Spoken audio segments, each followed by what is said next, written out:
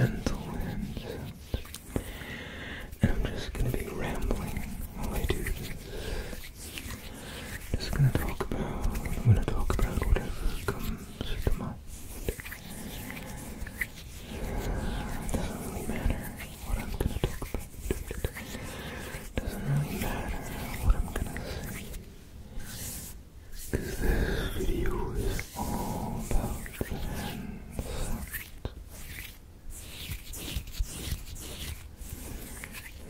Skin sounds.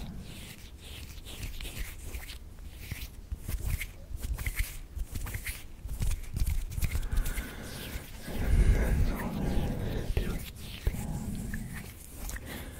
Oh, wait a second. Oh, hey, it's you.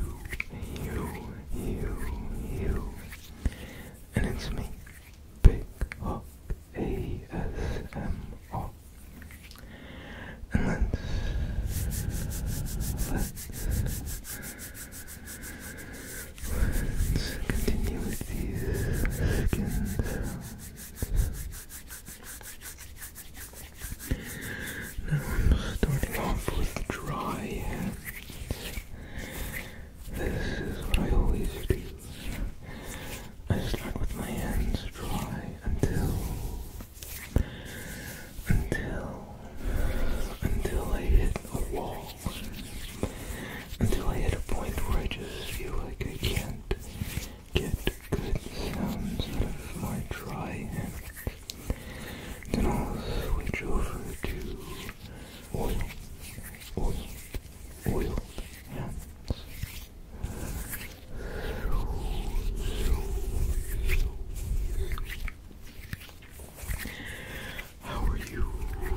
How are you feeling today? Are you feeling okay at the very least? Maybe you're feeling good. You might be. There's a possibility that you're feeling absolutely fantastic. That is my highest hope for you. That you're just feeling great. But if you're feeling stressed, or if you're just feeling really tired and worn out, I absolutely understand. Personally, I just kind of exited a period of really high energy, a period of feeling really good and positive, really positive about life. And it's not politics related. I'm not excited about what's going on, but I'm never really excited about what's going on as far as politics go. But recently I've just kind of had a downturn in energy. You know, a few difficult things came up lately. One of my cats that has appeared in many of my videos, Lady, she is not doing so good lately. Lady hasn't been doing too good lately. So there is a cost burden of getting her the medical care that she needs. And then there's the emotional burden. She is 16 years old, and I've had her since she was a kitten. So, you know, I have a strong emotional bond to her. And as anyone gets older, whether they're an animal or a human, it's just natural. You're going to start to experience a decline in health.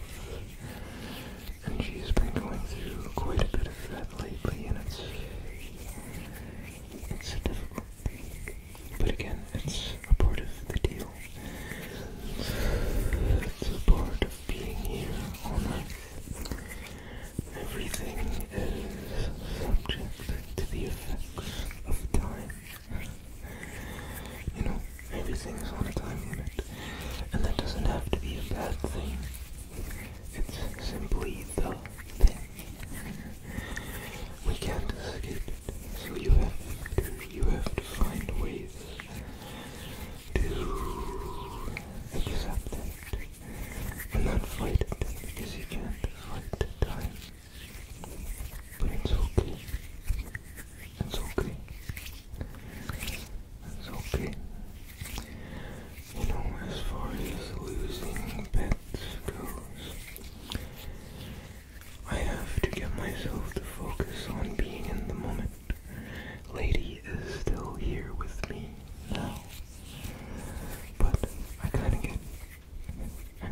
she is back there. But, you know, with stuff like this, you tend to get caught up. You tend to get caught up in just worrying. And it's almost like you're mourning them before they're even gone. So, I have to remind myself that she is here now. And I need to be grateful for whatever amount of time I still have left with her. Whatever amount of time I still have to experience her existence. To appreciate everything about her that I love so much. And the same goes for people, for the people in your life. We've all lost people. If you haven't yet, then that's wonderful, but again, it's another inescapable part of being alive on Earth. You're gonna lose people, but it's okay, and I'm sorry. I'm sorry if this brings up any difficult feelings. I'm sorry if you're dealing with loss right now.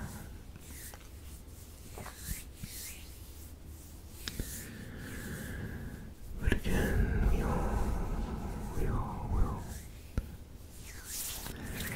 You know, we're all here on essentially borrowed time. But that's why it matters. That's why it matters to me to make my life as good as possible. To spend as much time and energy as I can on making myself a better person. And I don't mean better like having a better job or making more money. Of course, I understand that money is integral. You know, that's another thing. If you don't live in the forest, if you don't live off grid, then you need money. It's just a part of getting by in this world and making sure that you've got the things you need. But again, when I talk about making myself the best person I can be, it's not about status. It's not about money. It's about my highest vision of myself.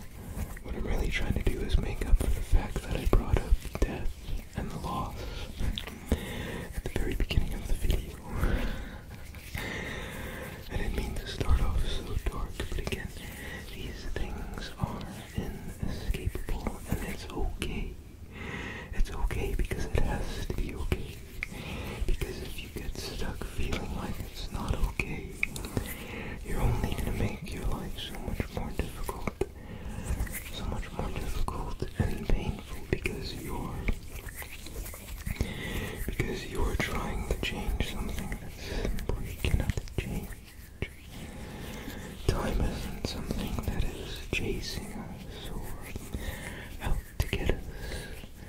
It just is. It just exists. And we exist within it. So you've got to be okay with it. But really it is okay. And I guess the other thing that I was rambling about was about making the most of your time. And my goal of making myself better and better, it's mostly about overcoming my own bullshit, my own nonsense, you know. You kind of, as you go through life, you can unknowingly trap yourself in a lot of negative perceptions. Negative perceptions about the world, and most importantly, negative self-perceptions. And I mean, to word that in a different way, it is the way you think of yourself, the way you feel about yourself. And when you buy into negative self-perception, all you are doing is creating massive roadblocks, massive barriers in your mind, where you're just going to make your life harder, and you're just going to make your own experience, you know, less happy, less joyful. So for me, a lot of the goal is to find those negative self-perceptions and try to get down to the root of them. Try to understand how they started and why I bought into that idea about myself. And then slowly change, you know, the goal is empowerment. And it's not empowerment so that I can have power over others.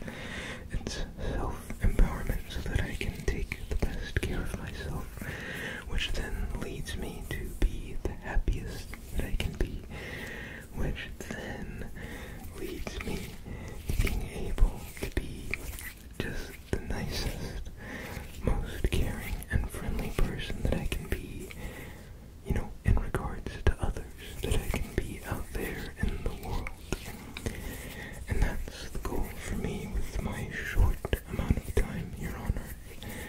It's just getting to the root of my own fears, getting to the root of destructive self-perceptions that I have gained as I've gone through life, and taking them apart, getting inside of them and seeing what they're really about, facing those darker parts of myself, just, you know, so I can understand them, and then shine a light on them, and change them, make them better, and healthier for me, because in the biggest picture, in my mind, it's the only thing I can do to change the world, and it's not going to change it in my lifetime, and it's not going to change it in the next lifetime, but hundreds of years from now, thousands of years from now, everybody that is living with this focus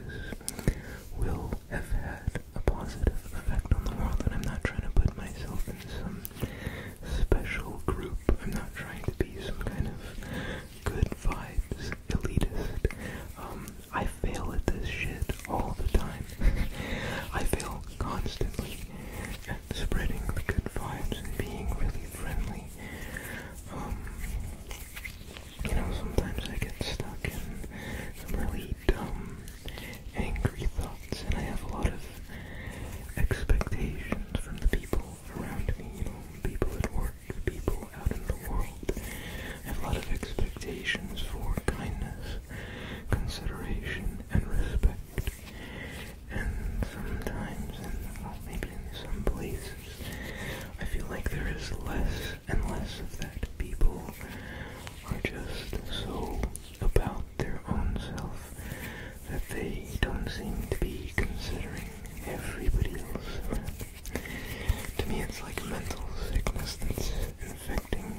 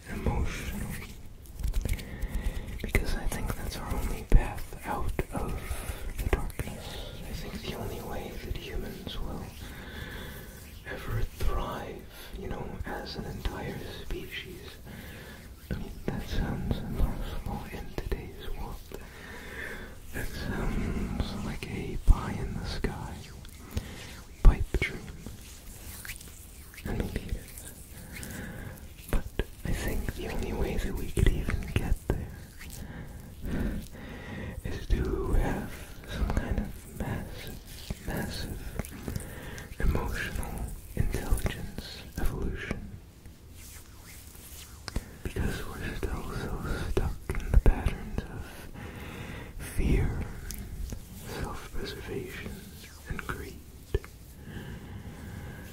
Oh, again, this really is a ramble. The whole reason I ended up talking about this was talking about how I'm constantly failing at being polite and friendly in public and all, you know. Sometimes I look really mad in public. And although you've only seen me with a friendly face, with a smiling, kind, gentle face, you know, when I'm in a mood where I'm putting on an unkind, upset, angry, aggressive face, I'm putting out a lot of negative vibes into the world, a lot of negative actions with the way I talk to people or interact with them or just mean mug them. Hit them with a mean mug.